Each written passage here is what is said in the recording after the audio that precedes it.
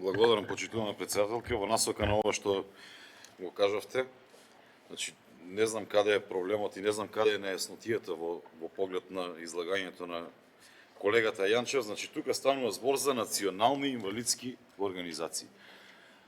Разлика помеѓу обично здружение за лица со посебни потреби и национална инвалидска организација има огромна.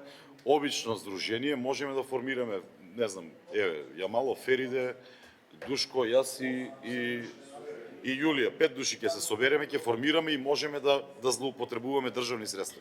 Ова се национални инвалидски организации со кои што претпоставувам и вие дека сте имале средби. Работата е да бидат заштитени оние лица на кои што им е најмногу потребна помош. Претходно не беше добро конципирано, бевме на состанокот, ние можеби како пратеници не сме биле доволно запознаени со проблематиката кога ни е стасан предлог законот од владата, меѓутоа после објаснувањето на овие представници кои што знаете дека сочинуваат 50 плюс 7% од овие здруженија и дополнително тие имаат обврска да вработуваат луѓе, да носат годишни програми и така натаму, и токму затоа се насочени кон нив средствата и е определен начинот како тие ќе ги добиваат средствата. Затоа што, пак ќе повторам, тие се обврзани да имаат вработени, обврзани се со канцеларии, со представништва и така натаму, кои што имаат реални трошоци, за разлика од сите останати здруженија кои можеме, како што кажав, било кој да си информираме и да се